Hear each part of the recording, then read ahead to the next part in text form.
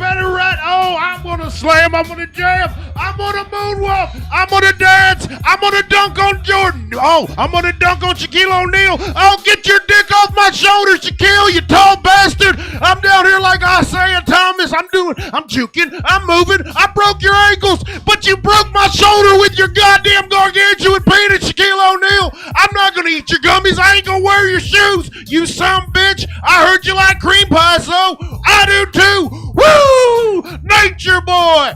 Helltown radio. No crossing streams, but we can sword fight. All right. Don't you dare peg me. That's for Saturday nights. We're back. Yay. Not Tuesdays. Tuesdays are that's a light pegging day. The Lord said there shall not be pegging on Tuesdays. I don't know. I don't want to stop Lita from her hustle, so whatever. There shall be 7 days of pegging. You got it right. the 9 days of Pegnuka. Tuesday, I will go gently. Dude, you should. I'll use the smallest one. It's one of her online monikers is Pegasus. It's PGASIS. Mine's Peggy, coincidentally. So I wouldn't do that unless, you consent. So there's that. What if they do the little soft consent where they just like back into you a bunch, like they're trying to play point guard, turn around like puppy dog eyes, like I don't know if he's gonna take a jumper or if he's trying to get pegged. I don't know. Power bottle. I don't know. This is a weird age we live in now, so I have to have verbal consent. Man. I want notarized consent. It's got to be notarized. Notarized. Anyways, I'm Lita.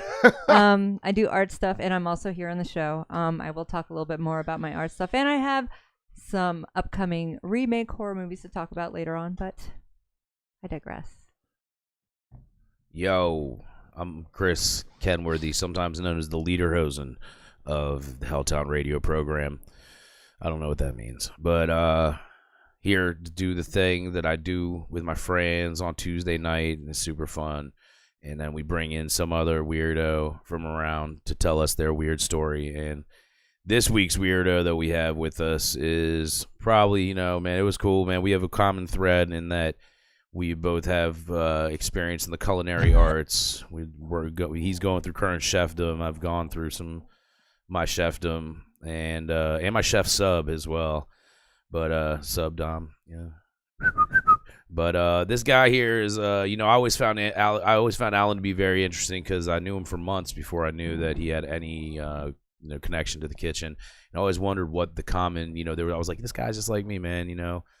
He's got a bunch of chicks trying to get down with him. He's got bunch of dudes trying to get down. That is also true, bro. You got motherfucking that shit. That 2025 pimp bone is different, bro. But yes, you got that motherfucker is. I see members of both sexes and in between. They just Googled this fuck out of this handsome young fuck over here. But Allan also a connoisseur of he loves strongly flavored drinks. You are the number one consumer of Ferraris. What's a Ferrara? At the Catamount Lounge, 124 East Main Street in Front Royal. The Ferrari is a half and half drink, and it's usually served almost like a shot, but you sip it, and it's 1 ounce Campari and 1 ounce Fernet Branca. Fernet. Yes, the Fernet about it. The very I guess you'd say it's an anise forward. That's a mouthwash forward drink. It's it's minty. It's minty and licoricey at the same time. It literally it's the tastes worst like of you both drinking worlds. Scope. Jaeger is so much sweeter, and Jaeger's fucking disgusting. Yeah, but Fernet is like a grown up Jaeger in my head. You know what I mean? Always be a fist away from the mic. Yeah, fist away. Yeah, no. Like you want that thing all up on your chin, shit. dog. Okay, right. Yeah, like a ball sack. Yeah. Hey. Just kidding. He be laying the ball sack. You don't be taking the ball sack. Yeah, like I went to and everybody's headphones go out in Yeah, one mine ear. did. Okay, I was Yeah. make sure. I was like, Weird. well, I had mine in a sweet spot. All right, mine was in a sweet spot. All right, there we. What? It's No, Magic. Oh wait. Damn it. All right, there we go. I'm back. I'm back. I'm back. Yeah. But when I went to see my daughter compete for the states this year, it was near Richmond. Yeah, this thing is fucking up. I mean, do we need it really? Yeah, like if it goes out, I'll fix it. I'll fix Raw it dog. Yeah. If it comes back, It's back now. it's back. Oh, mine's out. Man, shit, what the fuck? Unplug, plug in. I've got a sweet. Oh, there we go. I hit the sweet spot that time. But I went when I went to Richmond. I have friends that work in kitchens down there. Shout out Leo and the gentleman from what is it? I shouldn't have forgot his fucking thing. The yard, ruin yard of lawn of ruin, ruin your lawn.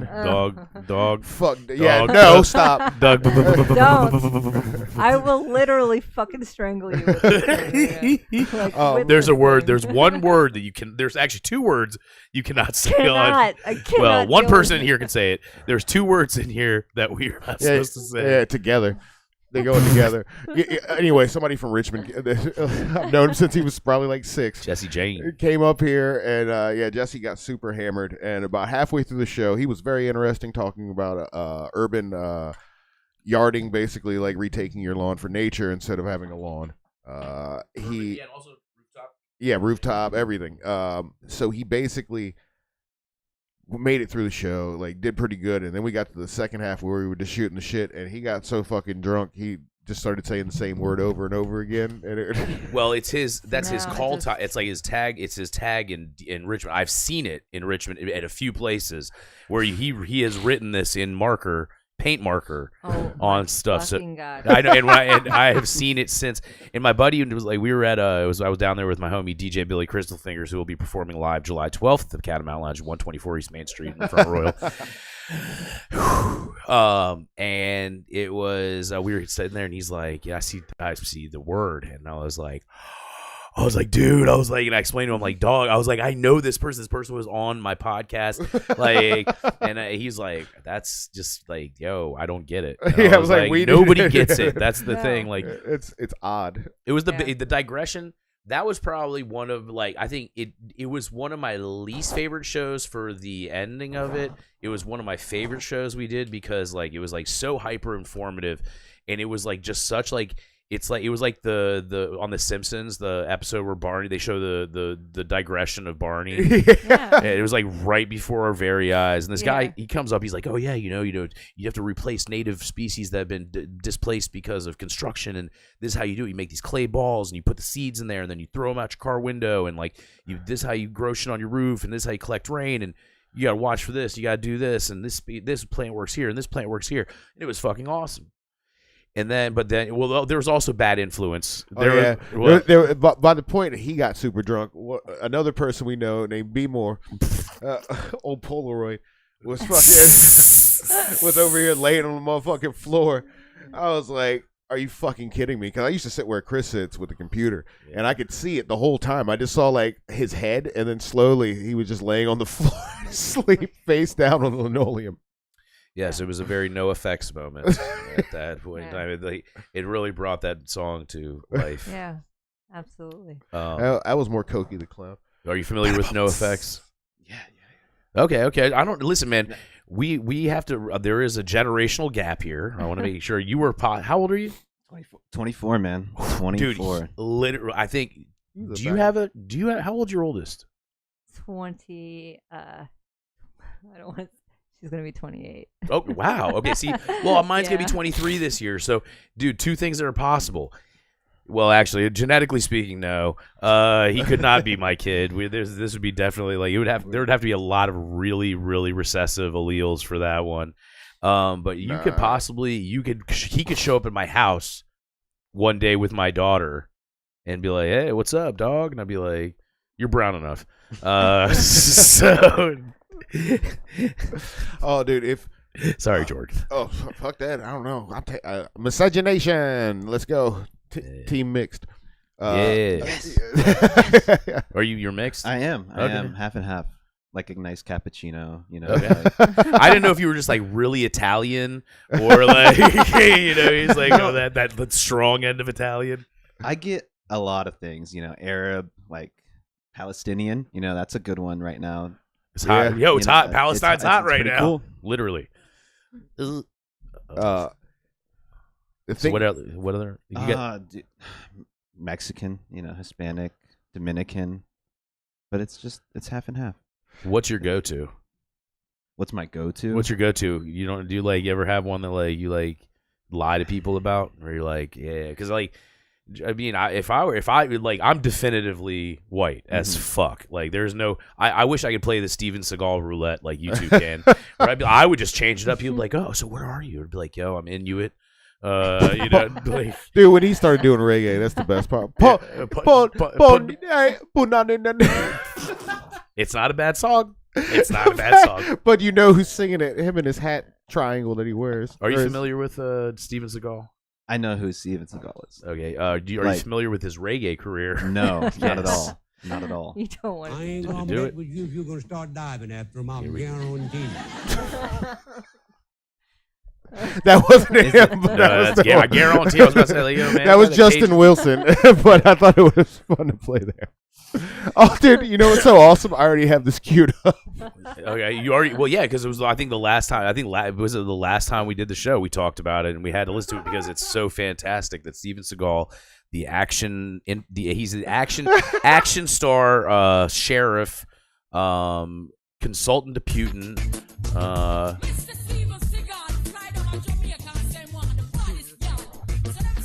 When did this come out? 2011. Okay, so there's context. This could be playing at one of your middle school dances. You didn't know. See, I think Sister Nancy Bam Bam played at my middle school dance. That was the only reggae song that they Yeah. played. I'm trying to think Bam, like bam. what the hot song. You know what song was like the hot jam at our middle school dances? Informer. No. The jam, and this jam was like, it was like when everybody discovered the magic of dry humping. It was SWV and Wu-Tang's Anything remix. The SWV featuring Wu-Tang. Remember that? I remember a lot of Belle Biv DeVoe. Yeah. Basically everything you would hear on PGC in the late 80s, early 90s. And then they played Nirvana. What was your? Yeah. What was yours? So Sister Nancy, Belle Biv DeVoe, SWV featuring Wu-Tang. What was the iconic Fall Out Boy. Dude, yeah, Fall Out Boy was good. It was honestly like probably My Chemical Romance or like something like that. God damn, man. Yeah. How do you dry hump to that? Sadly. Jesus. Exclamation point. That's a good one. That was good. You get a point. Yeah, that's great, dude. I guess like I don't know, man. Like middle school dances. I don't know what was like my experience in middle school dances was it would be me and two of my homies. It would be me, Haji, and Noel, and we would get together and like we get like one of our parents would drop us off, and another group of parents would pick us up. But we'd always we'd always tell them it started a half hour earlier than it went, and we'd always told them it went an hour later than it went, so we could like buy ourselves a window of time. That was the big hustle.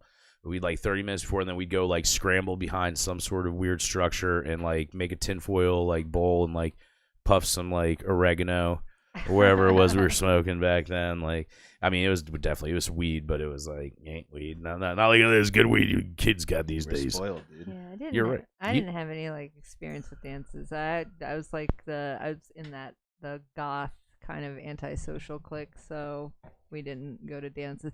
We did go to prom, and we went there and like made fun of people, and then took acid and left. So that was my experience in it. But I do remember Sister Nancy playing as we walked out the door. Huh. That is fantastic, man. That would be a great scene in a movie. Like the exit and then everybody's walking out the Bum, bum. Yeah. Yes. A bunch of It's goth perfect. kids walking Yes, out to Sister Nancy. exactly. Like, yes, that would It be was- Yeah, Oh, it was man. a good memory. You know, it was like weird. I keep Turn that microphone more towards your mouth. All right. Yeah, sorry, I've been bumping it with my chin. You like a ball sack. Pull it up. Pull it up, yeah. There you go. Jesus Christ. Is that better, everybody? Now bend on over. No, that's later, man. Pegasus. Peggy and Pegasus here. I'm going to use your balls Peggy like Hills. a handhold climb you bear mountain. Oh, boy. Oh, boy. What? Dude, Dude, Front Royal really missed out this weekend. On what? Because there was going to be one of the most leathery of awesome gay dudes in town. Yeah. But it also happened in Front Royal. Front Royal's ass's days were numbered. No, Yeah, a friend of ours was supposed to visit, and he had to cancel. but Front Royal, watch your ass. But Front Royal, watch your ass. That sentence is awesome because it started with a butt and ended with an ass. Yeah, dude. I know we had a great weekend, man. Yeah, we had the Mullets and Mary Jane show at the Catamount Lounge, 124 East Main Street in Front Royal. That was a fun show. You guys were there? Mm-hmm. Yeah, that was a fun show. Eddie Hoffman did his thing for his debut headlining. There was a kid there, the Nathan Waldair, the guy who did the cat shtick, the whole like being like a cool cat or whatever. And I thought it was fucking hilarious. Turns out he went to the same high school I went to. He went to O'Connell as well. Him and I ran into each other like randomly. I ran out for a cigarette and bumped into him and his friend doing they were on the Gram live. Gramming. They were gramming. And I jumped on, and they thought I was just some random white dude, like trying to be cool. And I was like, "Hey, I'm the host of the event that you're about to perform at, Dingus." And it was fantastic. It was a good moment in small time entertainment history. Yeah, that show was super fun. It was like pretty. I think it was a weird weekend in general in Front Royal. We didn't have like Friday night was quiet, real quiet. That Minecraft movie fucking has taken the Minecraft movie. That's the most people I've ever seen at the movie theater. This is the first time when a movie has come out where I didn't know anything about it, and there was some like I guess TikTok or something going around where I guess what's his name Jack Black said like chicken jockey. I know nothing, and everybody's laughing at it, and I'm like, what the fuck is a chicken jockey? So I just type in chicken jockey, and they're like, something said on Minecraft. I was like, all right, I'm done. I can't deal with this. That shit shut down like a whole ass theater. So like some kid brought like it's a viral video. I don't know if you've seen it or not. Some kid brought a live chicken into What the fuck is up with the chicken in Minecraft? I don't know, man. He brought in a live chicken, and when they did that scene of the chicken jockey, and then this kid breaks out a live chicken, and then everybody in this theater has like a large popcorn. Whoever works that theater, man, hats off to you for having to deal with that because they had to clean up the people riot and they just start throwing their fucking shit and then the theater like within seconds has the lights on and the screen off. They're like everybody out. It was like Rocky. It made the Rocky Horror Picture Show look mild. Why didn't they do that again this year? They usually do it every year. They didn't. Are you sure? Yeah, keep an eye out. It's still been a while. It's coming. Like, dude, that's like Halloween. You got to do it on Halloween. So much fun. Rick loves that shit, so I don't think I don't think there maybe would be any. Maybe it's expensive because last year I think was one of the anniversaries, so to get it could have been more expensive. Nah, he don't give a fuck. Rick don't give a fuck about that shit. He makes shit happen. He'll lose. I hate musicals, but I like that one. You know what? We'll find out. We're gonna get on that. We're gonna find out when the Rocky Horror Picture Show is coming to the Royal Cinemas at something on Main Street. But I know they used to play I would love to see a chicken go crazy though in a movie theater. I know they used to play it every Friday at the Cinema Arts Theater in Fairfax. The first time I know they do it at the Kennedy Center too sometimes. Yeah, the first time I ever saw it was with like one of my ex-girlfriends, and like they pulled like I look like fucking I was wearing like Echo like shit and like DC shoes. So they pulled my big ass up there. And I didn't know anything about it, and they were like making you do stuff, and I remember just walking off and going back to my seat. I was like, I don't know what the fuck are they doing. I ain't doing all this. I came here. I paid good money to come here. I'd always seen it as like when I was a kid going to Blockbuster. You'd see it had a very ornate the lips. Yeah, it had a very ornate like box, and I kind of was like, whatever about it. My dad was like, I'd be like, oh, let's check out this movie. My dad's like, it's not my dad's cup of tea, all right? I'll leave it there, all right? Like, and it's not my dad. My dad's like a psychedelic rocker type dude. He's like an old school hippie. So it was like, he was at that generational point where it was like just before like the disco gay thing started being introduced. So it's like still a little bit foreign to him. So he was like, he had not been acclimated to my mom's interior decorating friends yet. So once that happened, though, my dad became honorary gay dude. In a lot of ways, it's weird, and I mean that in the least sexual manners. But there was a Speedo involved, but I can get to that later. Like, why are you wearing the socks with the loafers? Believe it or not, my dad, he'll be here in a couple weeks, and I hope you guys can meet him. He's a very, you'll be like, what? But he's black. Dude, you want to hear? This is real talk. My dad. So in our family, we have this strange genetic disorder, and it's called EPP, and it stands for, I forget, something about peripheria, and it skips generations, and it's passed by women, and so on and so forth. But so my nephew has it, and my dad had it, and my dad has it, and so some of his cousins have it. So basically, you don't produce the enzyme that protects your capillaries from cooking in the sun, and it's not UV rays. It's it's the entire spectrum. So you can't just put on sunscreen for it going on. So it's not a very well known disease. And it's sort of like being a vampire. It's like, it's like weird because I sleep all day and I'm wide awake all night, and he's allergic to the sun. And I think somewhere along the line, like, we're going to check it out on a 23andMe that like Vlad the Impaler is like part of our fucking like lineage. Like, I think we're vampires for real. And I mean, also, you're a daywalker. Dude, yeah, barely. I cook. Like, dude, I think I got a sunburn today from being out for like all of 10 minutes. But anyway, and my dad's like one of those people. It's like, I'm not gonna take shit from, like, he's like, oh, I'm not gonna take shit from anybody, even Mother Nature, like, so he wants to be out in the sun all the time. He's an outdoorsy person. He likes to sail. He loves to swim. So with all that being said, like, going through our lives, like, he would always, push it to the limits. He'd be in extreme pain, and then his method of medicating would be Jack Daniels. It was wild. So he'd get lit, dude. It was wild. But he stopped, and he started trying to find like more less intrusive means of therapy. So there was this company. Pretty much, they give him these injections, and they're melanin injections. And my dad looks like a white dude in blackface a lot of times, man. Like, so I'll show you some pictures here momentarily. And he's like C. Thomas Howland, Soul Man. Yes, dude. But like, it's just like, it's crazy because like, it's like, I mean, it works. The shit works, you know what I mean? Like, but yeah, it's kind of wild, man. The shout out to Captain Mike. That's my dad, Mike Ken, Dr. Mike Kenworthy, motherfucker. Black Mike. He.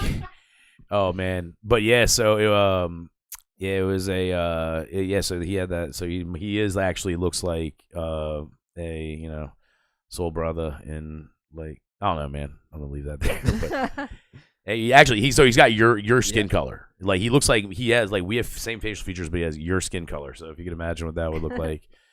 Fucking awesome. Yeah, right, dude. That's what everyone's gonna look like by like 2050. Yeah, that's actually a thing. That's a thing. That's there's like weird well, they said, like, I don't know. They've been kind of like, I feel like that's like some sort of weird like white supremacist like propaganda, because they said, like, when I remember this being in like 1995 and like seeing something that was like, blonde hair and blue-eyed people will no longer naturally be born in 2025, right? And here we are, and I still see fucking little Adolf Youth fucking running around. It's a mutation. Too many goddamn whites. Sorry. You only need that one gene to be expressed. But you know what's yeah, but you know what's weird about blue eyes? It comes from a single genetic mutation. Yeah, exactly. Like, one single person had a weird. Do you have blue eyes? No, I have like hazel eyes, but it looks green. Oh, see, hazel I think is even more rare, isn't it? I don't know. I want blue eyes. My daughter has multicolored eyes. She has a brown eye and a blue eye. You've met her, Taylor. Yeah. And it's got green in it. And my son has it now too. Oh wow. David cool. Does. They're the only two that have it. All of my other kids have chocolatey brown eyes. I want motherfucking blue eyes. I walk around like one of them light skinned pretty boys. I think you would look weird. I'd be with like, blue eyes. nah. I walk They all out look this house. He literally did the AI with blue eyes, and I'm like, ew. I look like motherfucking sexual chocolate. No. I walk out this house, Nope. and fucking all of a sudden Rihanna pull up and be like, Lord of mercy, and I'd be like, why you sound like Bumbleclot? And she'd be like, get in my motherfucking car with them sexy ass blue eyes. Mm-mm. And then me and Riri would make a baby, and then I don't No. even gotta play the lotto no more. I think you're just too light skinned for blue eyes. I'm gonna go to the motherfucking tanning booth You just look and get better with brown super. eyes. I'm gonna get super buttery. Hey, this is a compliment. You look good the way you are. Hey, Love let's yourself. Hey, Yeah. if Love anybody yourself. want to sponsor these blue eyes, It's gonna wash you out, man. No, Yeah, it's exactly. There's It's gonna gonna be make too you much look weird. contrast. You're gonna what look if I like go an full alien. black? What if I go full black? That might look better, but No. brown is It'd be worse. It'd be Yeah. worse. If I do get fucking hair transplant, I'm gonna get it from somebody with an afro, just to make sure. Just get your pubes I wonder put if you on can there. request that when you get plugs. Yeah. Like, I would like to have afro plugs, please. They were like, "Well, the rest of your hair is straight. I want to look like Hulk Hogan in the back, and on the top, I want to look like Chris from Kid and Play." Christopher Reed. Yeah, Yeah. man. I get that high top, and I get the little 1990s like cut into it and then down The at an Gumby. angle. Not even the Gumby, just the line, almost like an accentuated Patrick Ewing Okay. or the Sean Kemp. Sean Kemp. But I think both of them. I think it was like their thing. Like it was their thing. Sean Kemp's also was making wouldn't- babies out of wedlock. It was their thing. I wouldn't understand. You would halfway understand. Remember that one? It was like that was a thing like back in the 90s. Oh, dude, And it was like it's a black thing you wouldn't understand, I and then could you'd get- see like a white kid wearing that shirt, and you'd be like, My mom had boy. it's a German thing you wouldn't understand. Like, I'm like, Yo. oh, mom, you're looking a little Nazi-ish right she's now. like, Ach du Lieber. into the oven. "We meant It's a German post thing, you wouldn't post understand. 48 German thing, post 48 German thing." Yeah. So, yeah. Whew. Early 90s was wild. It was Yeah. wild. Oh, dude, you want to? I remember this trend, and I don't know how long it lasted everywhere. The Looney Tunes with their like Yeah. baggy clothes on, and They were doing. They were dressed. crisscross. Yes, exactly. They were emulating crisscross. That was fantastic. I remember somebody in the hood was selling bootleg versions of that shit out their porch. I think I got a Tasmanian Devil one. Taz was hot back then, man. He had the earring. Oh yeah, Yeah, he had and the a he had, backwards like, hat. Yeah, the backwards hat. It was, it was back in the time. That was back in the day when that was what like white people perceived, like just black people as. They're like, yes, this Yeah, is. look this at is- them, they're hippity hoppers. Look at them. I love the assumptions of like in 90s media. It was always like even the movies and TV shows, like the like they would take.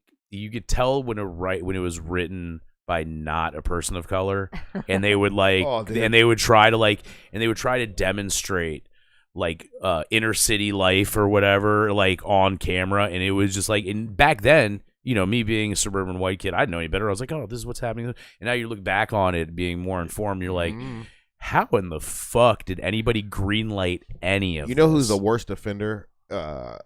McDonald's. Like once it hits February, listen to the commercials. No matter what station you're on, all of a sudden it goes from being like, "I'm loving it," and it's just a regular American voice, and then hits February 1st, they're like, "Hey, what about them chicken nuggets? Don't you take mine?" And it's like the commercials totally change. Even the song is like, "Ba da ba ba ba," kick it up a notch. And then March It's a 1st. psyop. And March 1st, they're like, They do y'all hang- got 28 days. Shut the fuck up. Every 4 years, you get 29. Now get the fuck. Shamrock Snake Oh, Strong. yeah. So gross.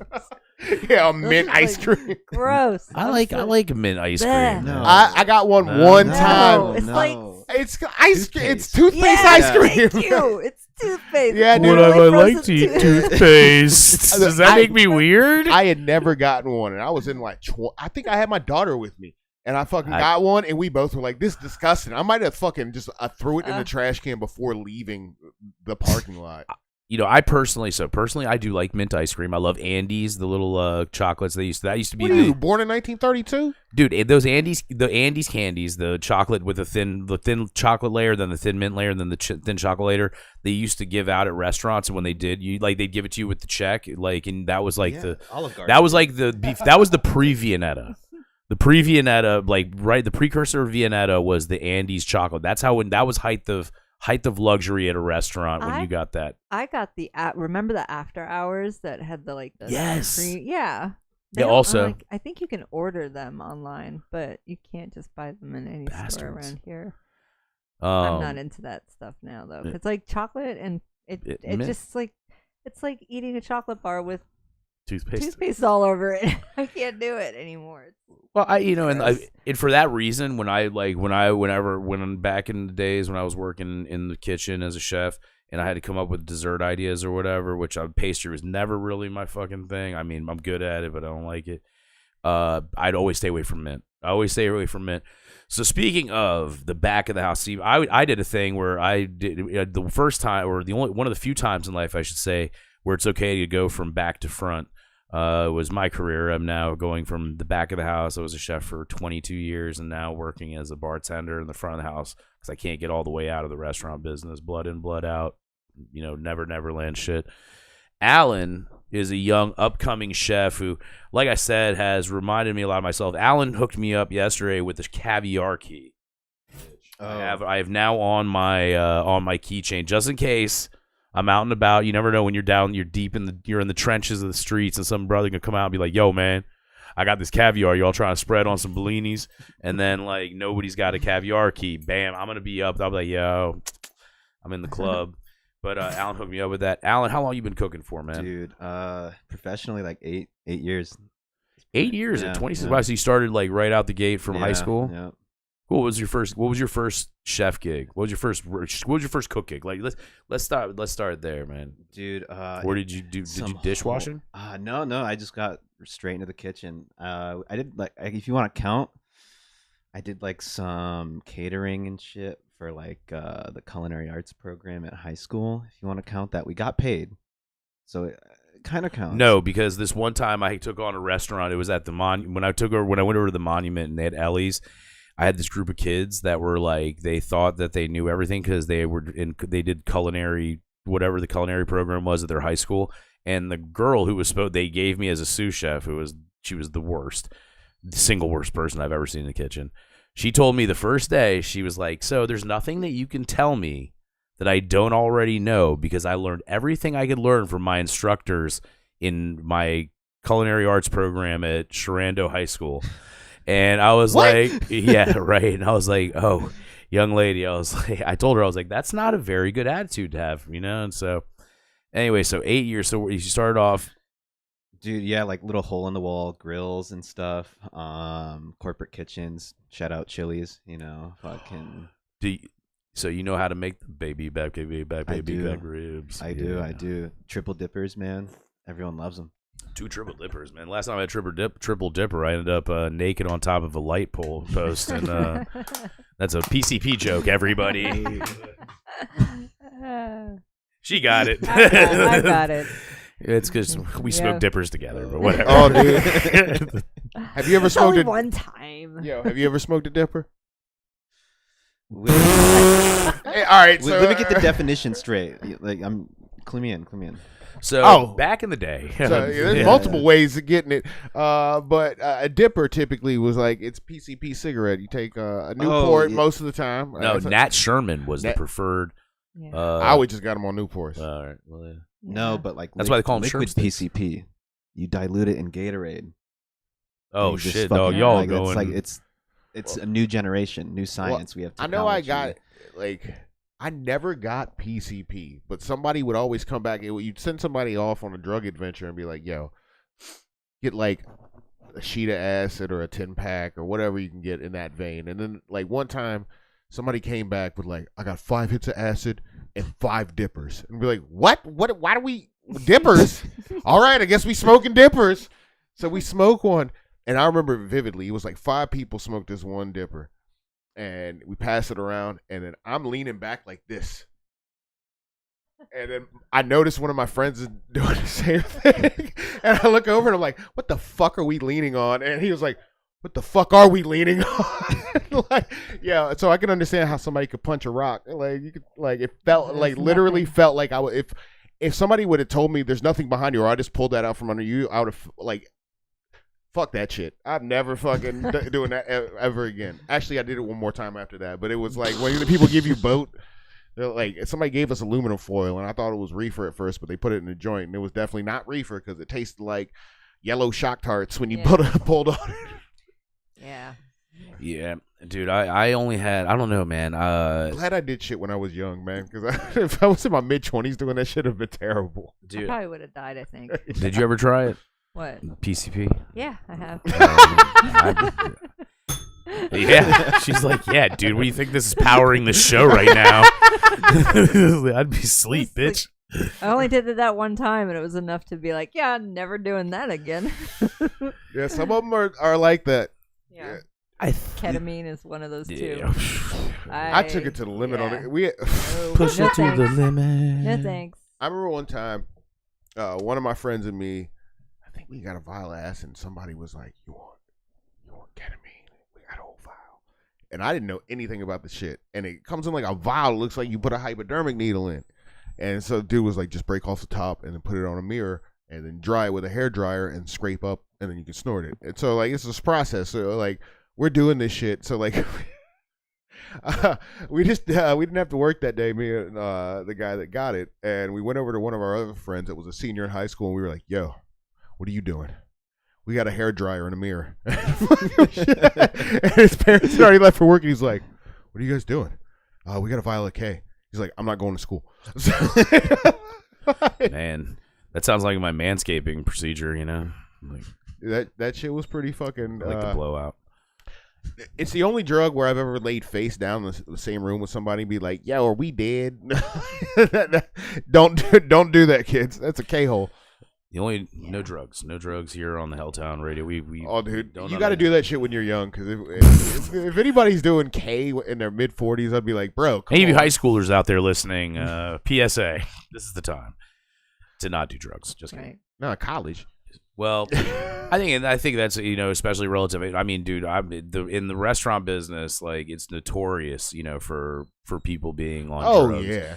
I mean, I couldn't tell you. You can always tell the different types of you can profile people. Like, there's a way you can look at people and you can profile them into what their malfunction is going to be. Like, I can see I can tell you who's on who's drinking, who's on coke, who's on meth, who's on heroin, and I've had to deal in mushrooms. I have caught people under my management that were doing such. Like, I pulled a kid off a toilet seat with a syringe in his arm at a country club. One of my blind cooks. Yeah, that's a story I got.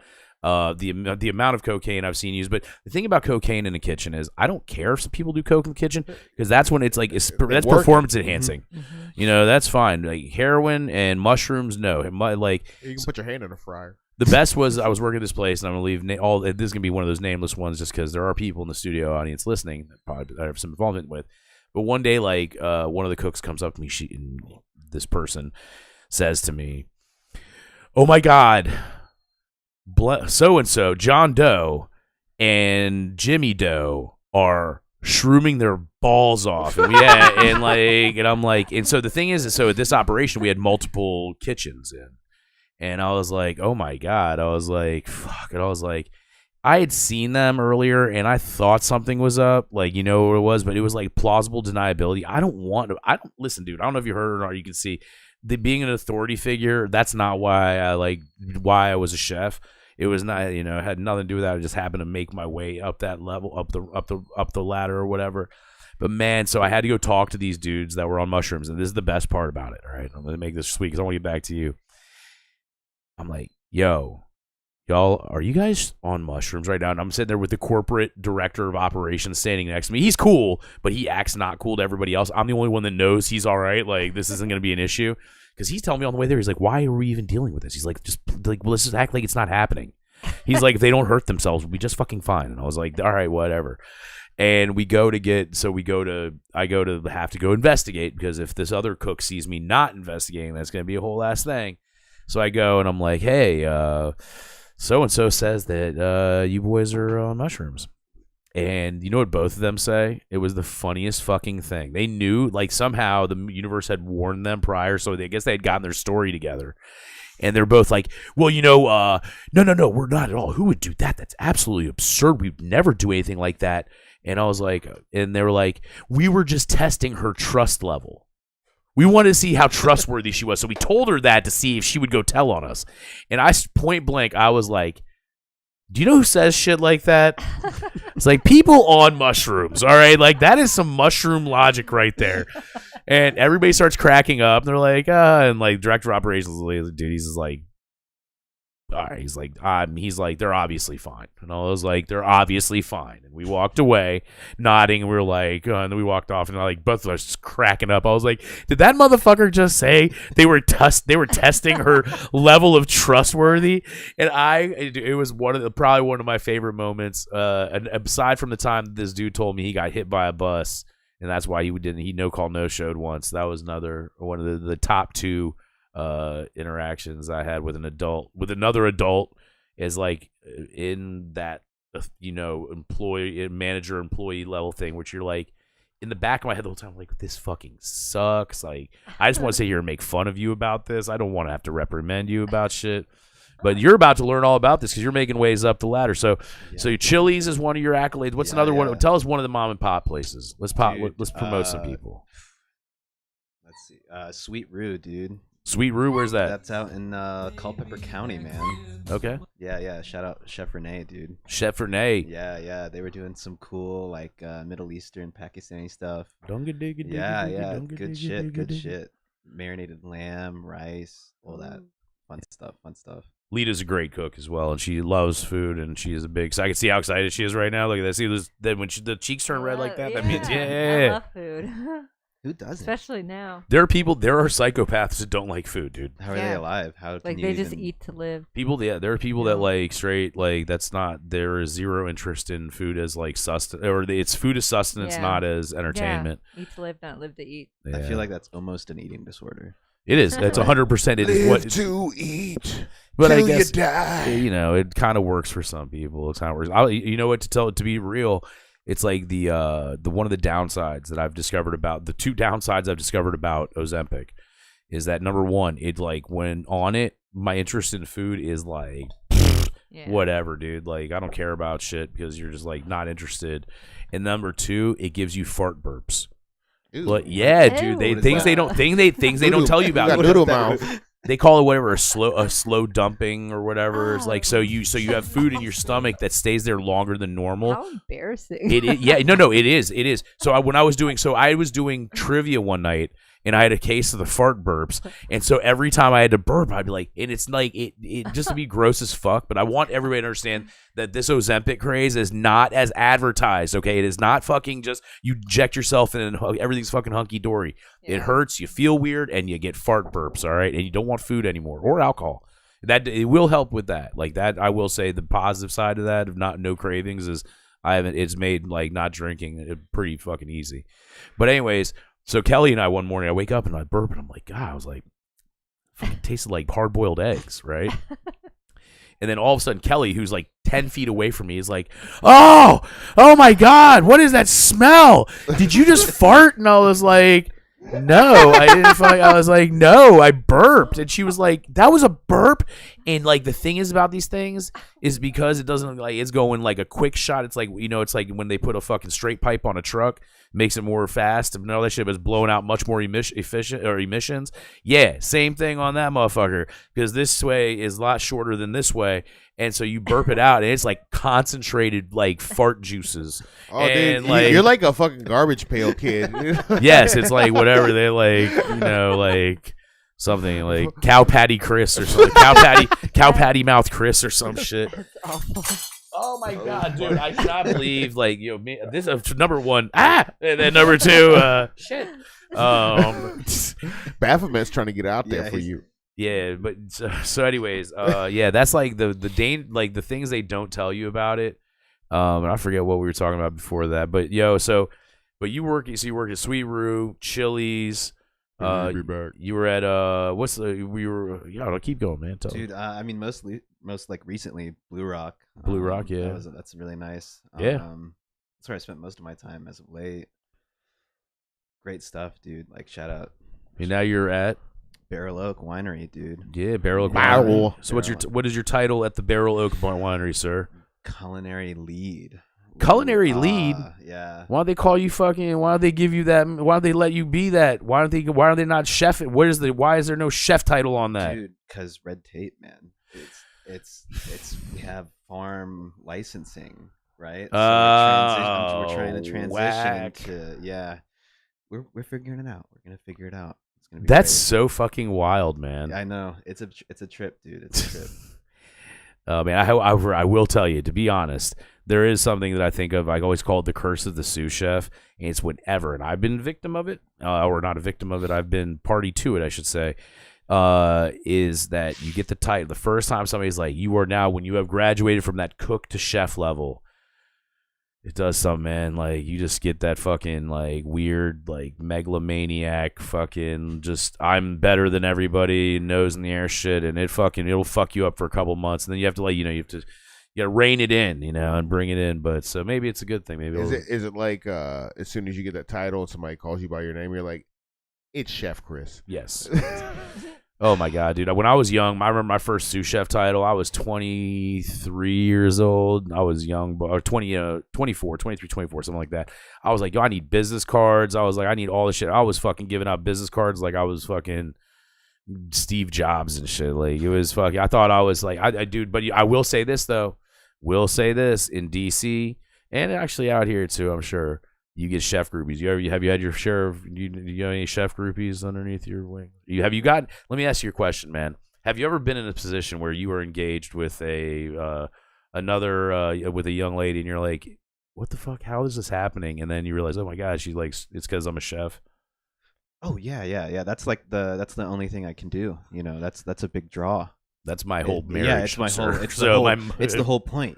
They know you cook. You just lean into it. You don't have to do anything else. Like, oh, hey baby, I got the hookup for that caviar though. Well, it's weird. Yeah, right. The caviar key. No, it's weird though, because like right now there's this thing. I don't know if you guys have been keeping up with like this part of the news or not, but there's this big thing that 44% of restaurants in DC are slated to close within a year because of cost of goods.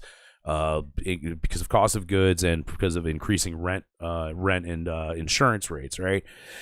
And then also because of there's a lot of things, a lot of contributing factors to why. Those are the three major ones. But so it's kind of interesting to talk to a young chef, and you're like, I think it's cool that you're out here because like, working in the city and all that stuff. When I was in DC, was like at the advent of like the big American like restaurant renaissance, but Genesis. I would, and it was crazy. It was like, because when I first started, there was a handful of restaurants you could work at for a handful of named chefs.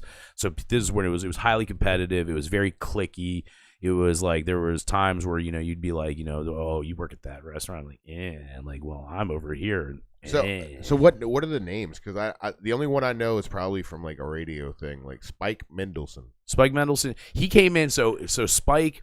So the original OGs of DC, like DC chef lore, would be like Jean-Louis Paladin, number one. Like Jean-Louis Paladin, arguably the first celebrity chef in America before Wolfgang Puck, before he was the rock and roll. This dude, he smoked cigarettes while he was in the kitchen, and he like, dude, I worked at the Aquarelle restaurant at the Watergate Hotel, which it was his brainchild, and it was like in the brigade system that we went through there, and the brigade system is what the French call their military, but it's like the same setup in a kitchen, and like there's the hierarchies and all that stuff, and so it was Jean-Louis' brigade inside of that place. So he had passed away by the time I'd worked there, but Chef Don and Chef Christophe and Robert Wiedemeyer had just left. Those guys were kind of like, not Wiedemeyer, but Christophe and Don. They both had worked for him at some point in time or other, and they passed on to me I became the saucier there, and that's because they taught me how to do it his standards. So like I've been passed down. That's my skill set is based off that. That's my big dick swing for you, dog. And But then back then, so you had Marcel's, which was Robert Wiedemeyer. Marcel's is still there. Marcel's is probably the last bastion of like really, well, I guess Marcel's and also Bistro L'Hermitage in Woodbridge, which Chef Don Burkhart is one of the owners, and she's the chef there. She was one of my mentors. Fantastic place. They have like the last, like where you have a really like trained like wait staff that's what they went to school for. You know what I mean? Like shit like that. But you had Marcel's, you had Jose Andres with Jaleo, and then subsequently, like all of his restaurants. You had Todd Gray at Equinox, which I worked with Todd. I got to work with a few of these guys, which was really cool. You had Kaz, and I can't the Futsi. I'm not even gonna fuck his last name up, but Kaz from his Sushi for Sushi Co. And he did that. He had that. You had I'm trying to think of some of the other OGs, but there was like 5 or 6 like big names like that. Roberto Donna, a very controversial chef. If you ever want to look him up, he's he doesn't like to pay taxes. Fabio Trabocci, but he was another. Those two guys were kind of like they came up. They were like later on. Spike Mendelsohn came in like after those restaurants had already established the scene in DC. And he came in with his fame from Iron Chef? What was the show he was on? I don't know. I just heard his name. Spike. No, but Spike Mendelsohn, he's a big name in DC. He developed a lot of DC restaurants. He's involved behind the scenes with a lot of money now. He's not really a chef anymore. Spike, actually, I've got a funny story about Spike. So that we used to have this thing called Chef's Club, and it was held every 6 weeks, 6 to 8 weeks or whatever, and a different restaurant would host it, and it would start at midnight, and it would go until 4 a.m. And basically, the host would just be, it was like open bar, and you'd set up a spread of food, and you had to have the title chef or sous chef, and you had to be invited on like a list of restaurants that were invited. So it was kind of like a clubby, like elitist thing. And back when I was an asshole and I was a chef, because I was a young asshole chef, that was like so cool. And we went there and we were talking, and it was Mike Isabella. It was what was the name of that show? They were both on it. Mike Isabella, Spike Mendelsohn, Tom Wellings, Blair McCormick, Harper McClure, and a couple other people. And Mike Isabella broke out a bottle of like 12-year Pappy, and we passed that thing around until it was gone. Oh boy, man! And I said some slash. I was like, Spike Mendelsohn. I was like, oh, you're not wearing it. He was like, hey, I was like, yeah, I'm Chris. He was like, oh, I'm Spike, and I was like, oh. Sorry, man, didn't recognize you without the fedora, like the asshole that I am. But that's my little short story there. So, anyways, back to you, bro.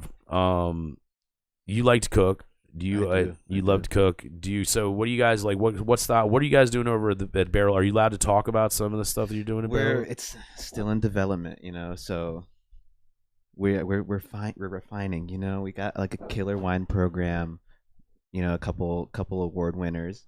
We're doing some new shit in the beer, like brewery section. We just launched a full-fledged brewery like a year or two ago, so that's something. Mm-hmm. And then I'm really trying to take it to the next level with like a really simple Italian-focused menu. We're gonna do pizzas, flatbreads, all that fun stuff. I remember really good shit. We used to go like with her, like because Bow, you could bring your dogs. Mm-hmm. Like Lita used to go to Bow a bunch.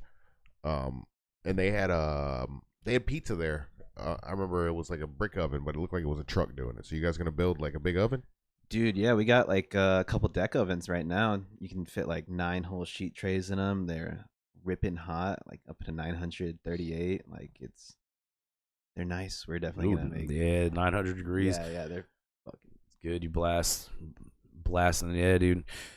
I love doing it. I've done Italian in a couple places, and then Italian's really fun, man, because you get to I love making dough. I like making pasta dough. I like making pizza dough. They're super fun. Lita, actually, man, Lita, to speak to her accolades in culinary arts, is so she had a party at her crib, man, and man, the food was all so fucking good, man. I think that was like the last time I like really pigged out was at your crib, man. Like that shit, just to speak to I don't even remember. I made rabbit. I did. Yeah, the rabbit was smacking. Every Christmas and Thanksgiving, that lamb you'll be like, too. I gotta make multiple meats. Yes. Yeah, dude. She'll be like, I've been cooking since 5. Yeah, the lamb you made was fucking. Before too. I'm always tired and pissed Yeah, off at the end of the party comes and you don't even fucking eat. No, I never get to eat. Like, it's all gone. I think I had no rabbit last time. Like, I didn't even get to try it.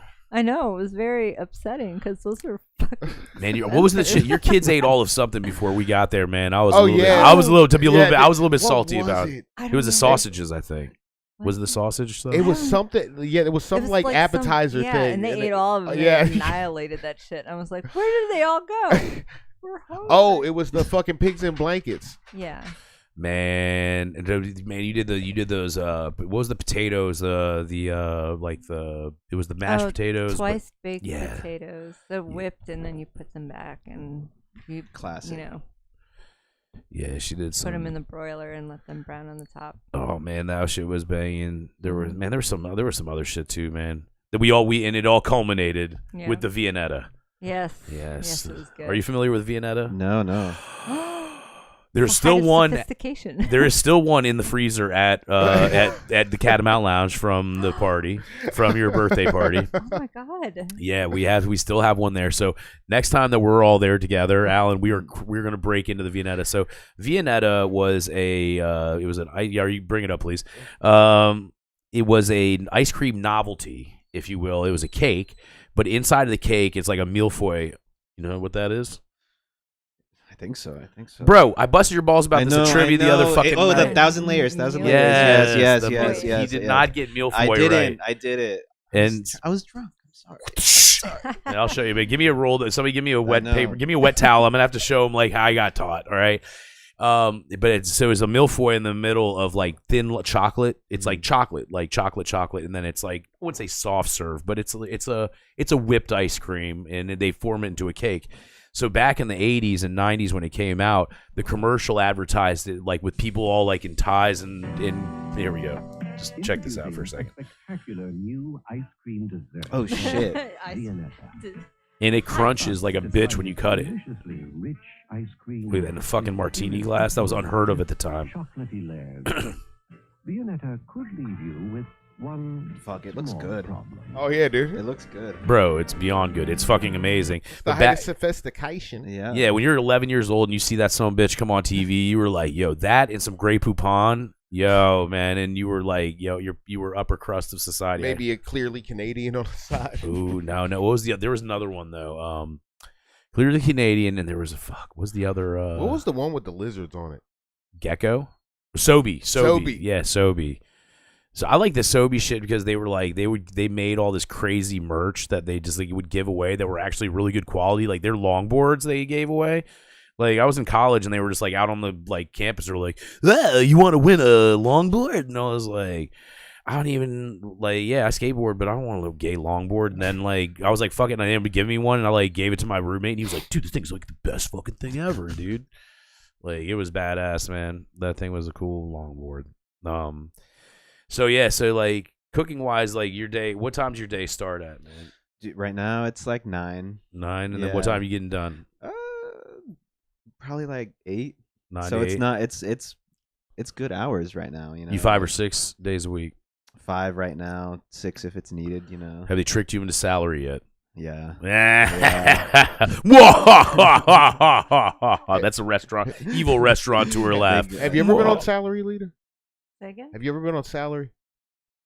Yeah, one time in my life. It sucks, right? It's not the. Oh yeah, because now I Yeah. work overtime and I get hourly, and it's the best thing I've ever had in my life. Because Well- most of my career in accounting was salary prior to the job that I have now. All right. So Damn.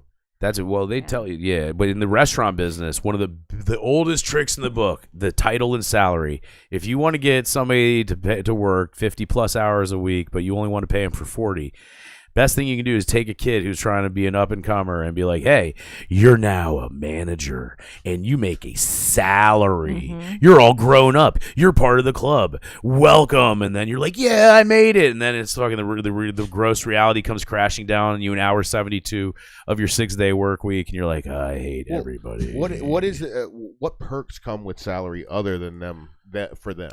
Like, because I've never understood. I'd never had to do it. Like, they suggested it at one point, and I was like, nah, I don't want to do that. Consistency. It's, I mean, at the end of the day, like it's the perceived value of it from an employee standpoint is that like if it's slow and people are getting cut at 30 hours, you're still going to be guaranteed that 40 plus hour, whatever your negotiated salary is. So there's kind of like the you have that it's the security thing, and then also it's just like we grew up like it's one of those words that when you hear you're like, hey, I made it, I'm making a salary now, and so yeah, I didn't know that if there were perks, like if you got different health insurance, I get paid 15 to 20,000 in overtime. Yeah, me too. So I would never go to salary ever. Yeah, ever, and that's just for the that was just last year when I didn't have David and I didn't have to take care of a little toddler. I was making a lot more. But, of course, I was working 15, 16 hours a day. Sure.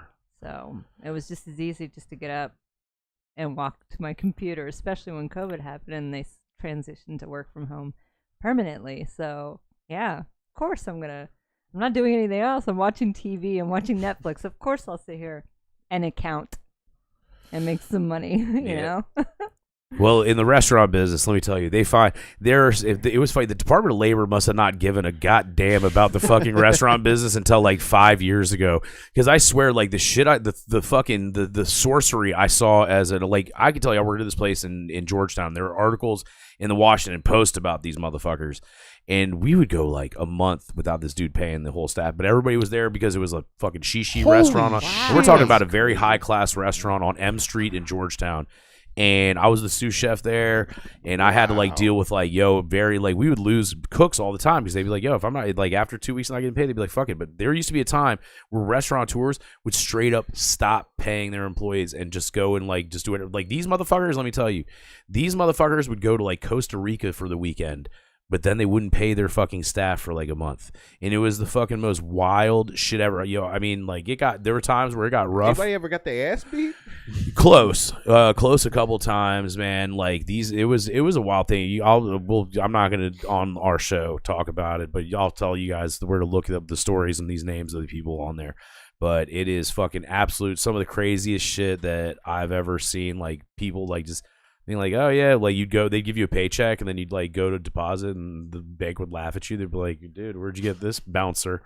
Bling, bling, bling, it was, but there was a lot of times the Department of Labor didn't give a fuck, like I said, up until about 10 years ago. But I think Brian Voltaggio and Mario Batali were the first two, they were the titans that fell, so basically what would happen, so to circumvent being able to pay people overtime, what a lot of restaurants would do was they do one of two things.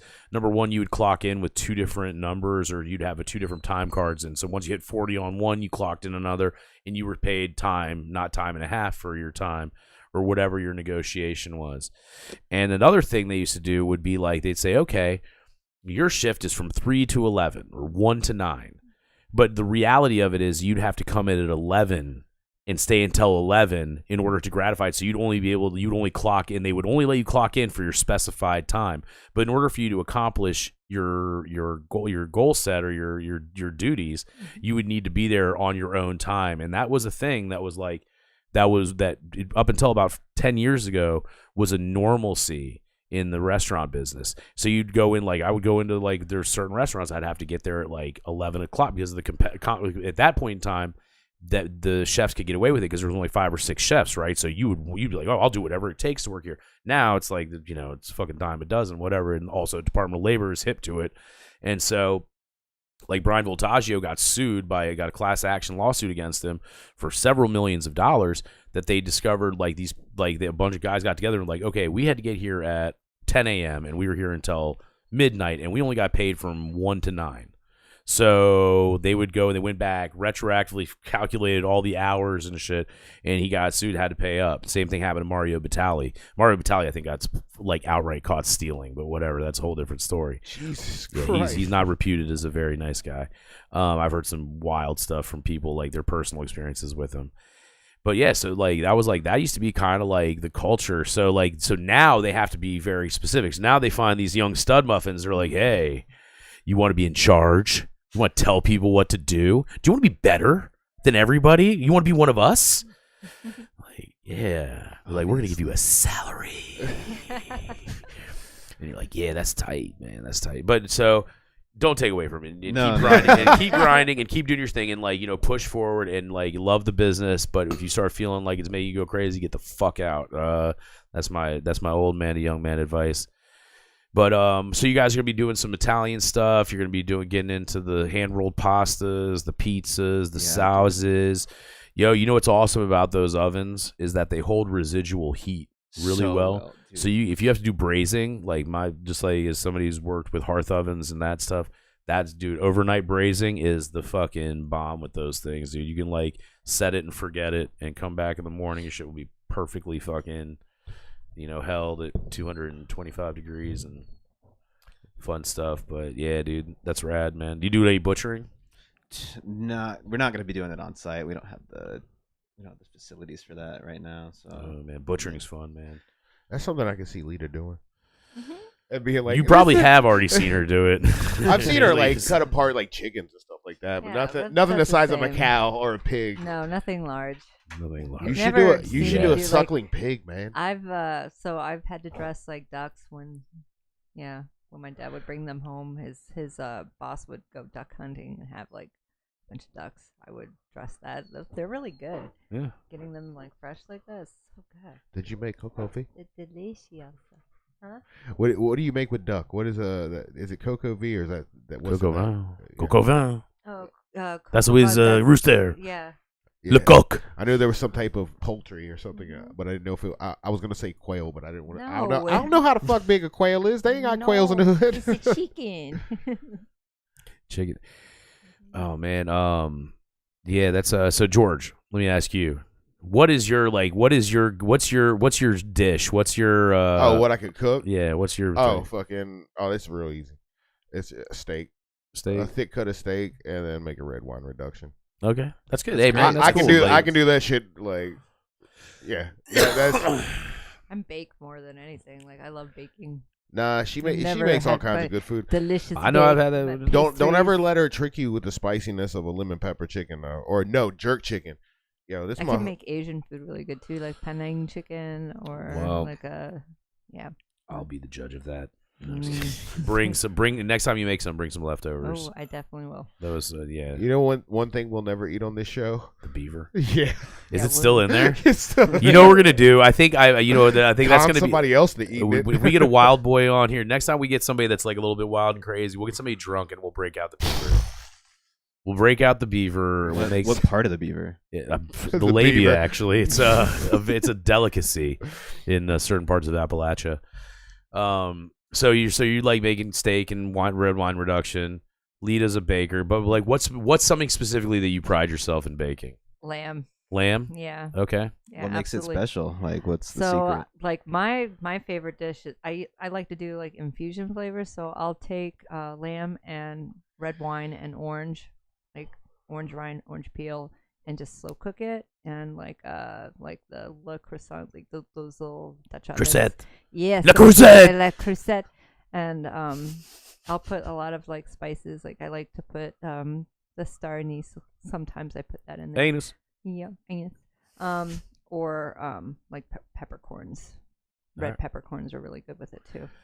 What'd you put in the one that you had at your house? Was that the same style you're talking? Yeah, that one. I actually did not do the orange with that one. Yeah, I was gonna say I don't remember I remember it was like the anise. I remember the anise flavor, Mm-hmm. but I don't remember the orange. No, it was just red wine and that, and it was slow cooked.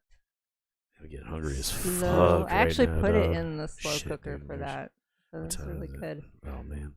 No, we ain't ordering food. It's too late. I know, and now I regret it. And I was talking about doing it earlier, but I had pho earlier at Tri Thai, which is a weird thing to say because of Vietnamese and Thai Yeah. or whatever. Are they good? I've never been. Dude, the pho there is good. It's Yeah. it's not the best pho, but it's way better than, I will say this, and I don't care who wants to. If you I want to fight about, I will fight about pho. Tun Wat Thai is not real. Like it's I don't know where people got the idea that's pho. It's the sweet and sour soup. It tastes like It tastes like a modified sweet and sour Yeah. soup, but the Thai the at Tri Thai's pho is fantastic with the pH. And the thing about it is it's funny. Andy, when he started doing it, he did it as a special one day because everybody, like, you know, we live in Front Royal, and so people assume if you have a certain look to you, you're all one person, right? And so Y'all make that pho? Yeah, they're like, hey, you guys, I had this damn Chinese dish called pho once, man. And, and so you're telling a Thai guy that you had a Chinese dish, which is actually Vietnamese. And so, but he started making it, and it was real. And I had it, and I was like a little bit skeptical when I saw the special. I was like, all right, let me get it, because I'm a fanatic. And I had it. It was awesome. It was good. I would say it was the best. It's really good. It's very, very, very good. And I would give it on a Dave Portnoy pizza scale level. I give it a 7.8. 7.8. Pho 75 in Reston gets us 8.4, just to give you an idea. Pho 75 in Arlington gets an 8.6. Dude, like, I think Northern Virginia spoils you with Asian foods. Oh yeah, Definitely. Like, because like coming out here, I've seen it repeatedly on What's Up Front Royal. What's the best Chinese food in town? And people are like, Martin's. Name. And I'm like, what? yeah. Martin's? But they're not wrong. But that's not saying much. Yeah. Now, to me, the best, the consistent one in town is a fast food place. Like Yeah. Panda Express, yeah, Yeah. you're right. Yeah. By the way, I have a bitchin' Panda Express shirt coming. It was a meth syndicate drop.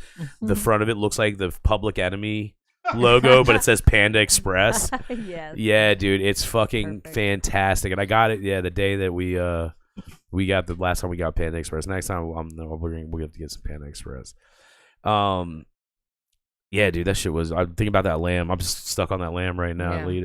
Well, man, there was something else I kept eating, man. I was so full when I left your crib because I kept on grabbing one more, and like one more, it'd be like just like a little bit more and like a little bit more. And Taylor was watching me. She was like, "You fat," she was like, "You fat ass." She always sits there and judges while she's stuffing her own. Yeah, but she's like, she can by that weird double standard. So I guess so I'm waiting to go to you last to ask this question because is it not, if you're a professional cook or a professional chef, people ask you what's your favorite thing to cook or what's your signature dish, and it's so hard to say because you have to do professionally speaking. If you do it at home, you do it with less frequency. So some people don't. Some people do it every day. They do weird stuff, but like. Some people have a specific thing they do at home. They have pride in it. And it's what they do, and it's what the family members recognize. It's what the friends recognize. And they're like, oh, you make a really good whatever it is, right? Like lamb. Why keep perseverating on your lamb? When you do it professionally, you cook hundreds of different things. There's so many different things you take pride in. It's hard to say one thing or the other. So when people ask me the question, my response is I like making soup, stocks, and sauces because the process in making that, like it's the same type of mechanic. It's systematic. You have to create your mise en place. There is a production point. There's reduction. There's certain level. There's sodium. You have different points where you're interjecting flavors in order to create layers and certain stuff like that. And that's why I like making soup, stocks, sauces, gumbo.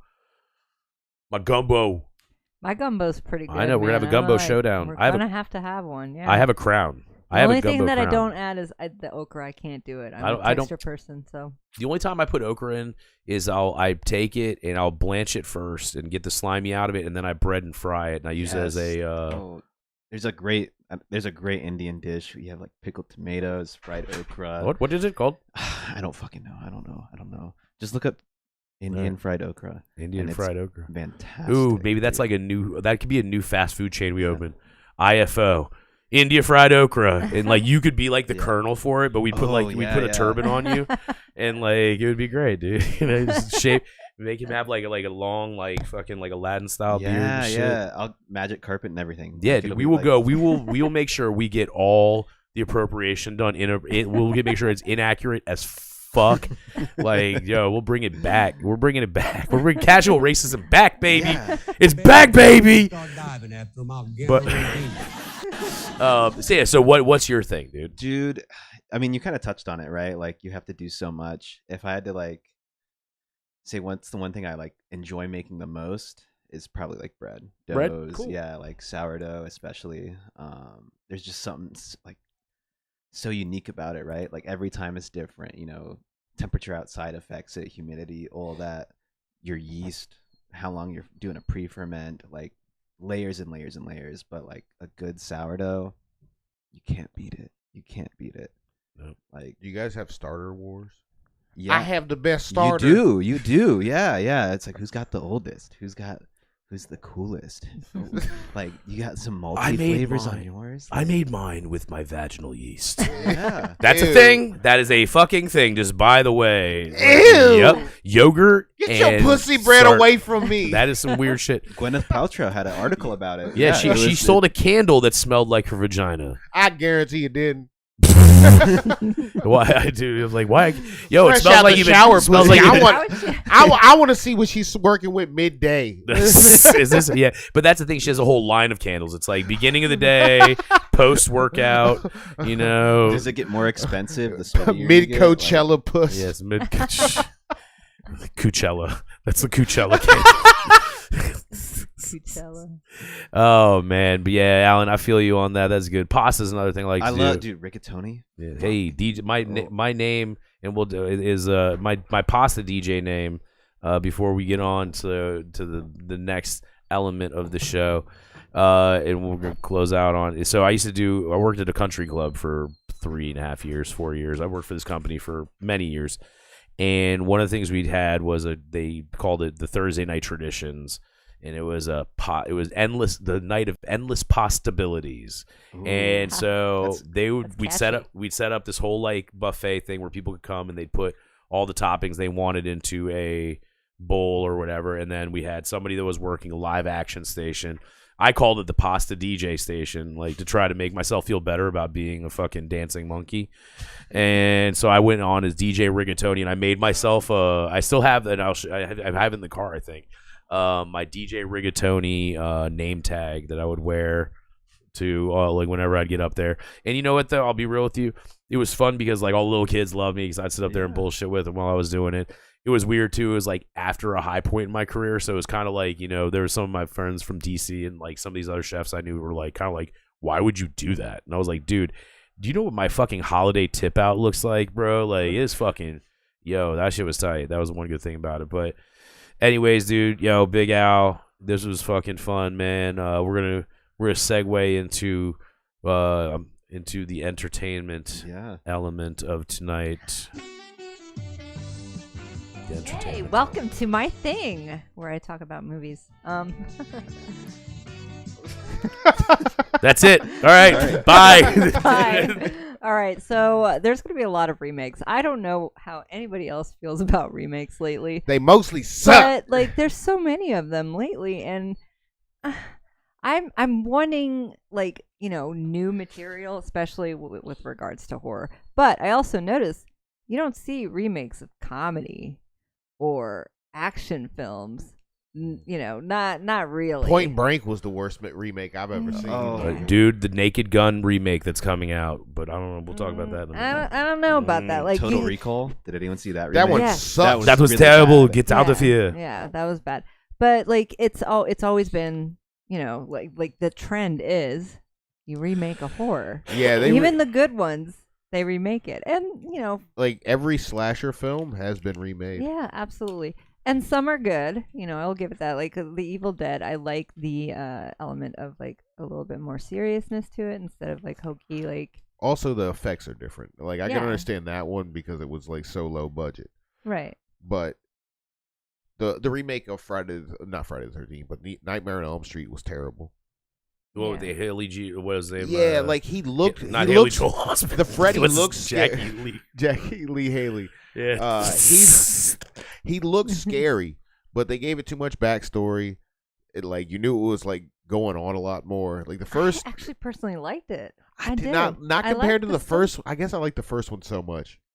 I think it's because the child molestation thing was a lot more shrouded in like the Yeah. original series, and the newer ones they were like, "Yo, this dude diddled kids," and you're like, like I want to like him a little bit, Yeah. like Yeah. Maybe that was it.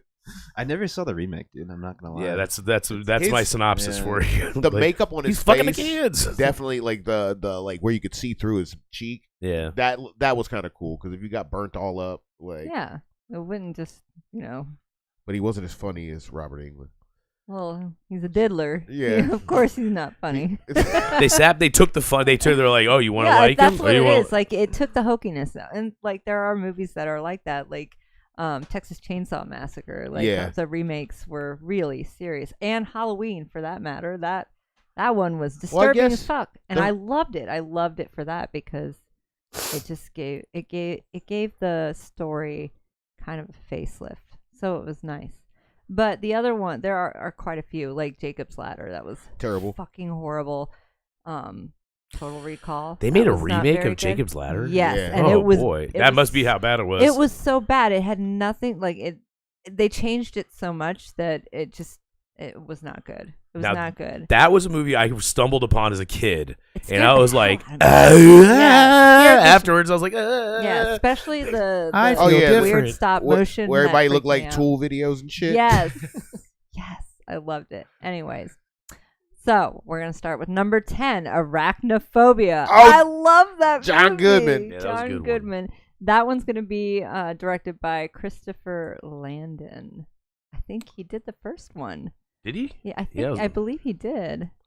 But he's gonna be directing this one. And some of these movies actually I don't have like the new directors of it. So you'll have to forgive me. This is last minute.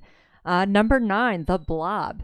Does that anybody like? That'll be the remember? third time they make it. Yeah, this will be the third Blob, and I'm hoping that it's gonna be good because it's David Bruckner, and I kind of like him. So we'll see. We'll see how that goes. It's not going to be released this year, obviously. I think it's in the works of being filmed.